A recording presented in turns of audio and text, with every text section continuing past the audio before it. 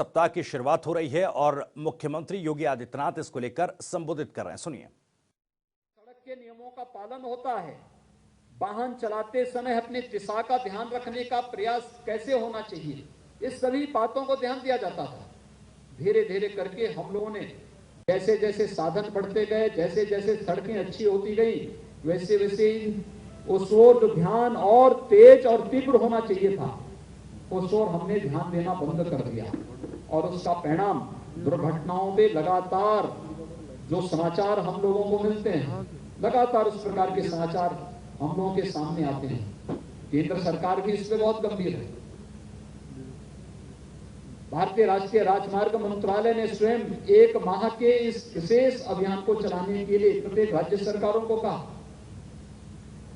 और यही नहीं, माननीय उच्चतम न्यायालय ने भी इससे चिंता व्यक्त की है। बराबर राज्य सरकारों से कहा जाता है कि आपके यहां सड़क सुरक्षा के लिए क्या उपाय किए जा रहे हैं और किस प्रकार से सरकारें इसके बारे में स्वयं भी जागरूक है। ये उन चिंताओं को व्यक्त करती है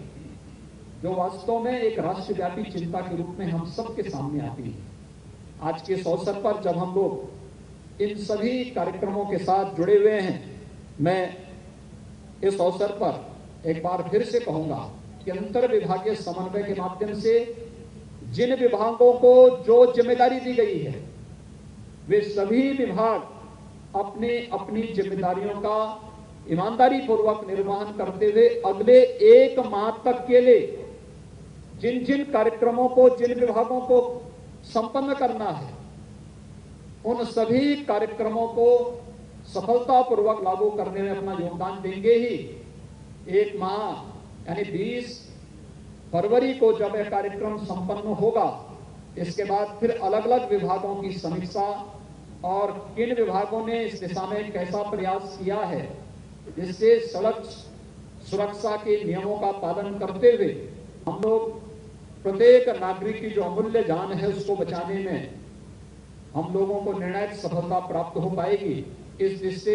इसकी समीक्षा इसके उपरांत भी हम विभाग से एक साथ करेंगे और उस समय इस बात को देखेंगे कि किस विभाग के जिम्मे कौन सा कार्य था, उन्होंने कितनी सफलतापूर्वक इस कार्यक्रम को आगे बढ़ाया। मैंने इस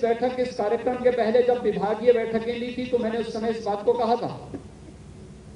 कि पहला 1 सप्ताह तो हमारा कार्यक्रम जागरूकता का होना चाहिए, व्यापक जागरूकता का कार्यक्रम। और व्यापक जागरूकता के कार्यक्रम के बाद जब हम लोग इस बारे में देखेंगे कि हर नागरिक के पास इस बात की जानकारी हो चुकी है, तो इसके बाद फिर हमें इन्फोर्समेंट की ओर जाना चाहिए, फिर कार्रवाई की तरफ हमें जाना चाहिए। अगर इस सब के बावजूद भी लोग सीट बेल्ट नहीं लगाते,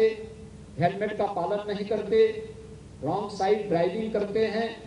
शराब पी के गाड़ियां चला रहे हैं, अपने वाहन चला रहे हैं,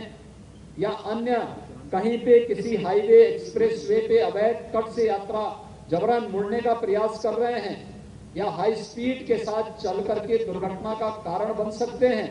उन स्थितियों में फिर वहां पर एनडीए एक्ट के अंतर्गत और अन्य जो भी कानूनी प्रावधान है उसके अंतर्गत बहुत सख्त कार्रवाई करने के लिए भी इस पर कार्रवाई की जाएगी। क्योंकि जागरूक करना ये प्राथमिक चरण का हिस्सा है, लेकिन इसके साथ ही हर व्यक्ति को स्वयं की रक्षा के लिए, स्वयं की सुरक्षा के लिए और आम नागरिकों की सुरक्षा के प्रति भी उतना ही जागरूक होना होगा। इसमें हम लोग इसके बाद इस प्रकार की कार्रवाई को करेंगे। मुझे आज बताते हुए प्रसन्नता है कि जब यहाँ पर हम लोग सड़क सुरक्षा के कार्यक्रम को यहाँ पर आज प्रारंभ कर रहे हैं, इसके साथ ही परिवहन विभाग ने अपने अनेक उन परियोजनाओं का लोकार्पण और शिलान्यास का कार्यक्रम भी यहाँ पर रखा है। और खासतौर पर इसमें कुछ नए बस स्टेशन हैं, कुछ का जीर्णोद्धार हुआ है, कुछ का पुनर्निर्माण का कार्य संपन्न हुआ है, और कहीं पर अन्य कार्यक्रम यहां पर इसके माध्यम से बनाने के कार्यक्रम प्रारंभ हुए हैं। लगभग 55 करोड़ से अधिक की परियोजनाओं का लोकार्पण और शिलान्यास का कार्यक्रम भी आज के दिन पर यहां पर संपन्न हो रहा है। मैं आज के इस अवसर पर लोकार्पण और शिलान्यास के इस कार्यक्रम के अवसर पर परिवहन विभाग को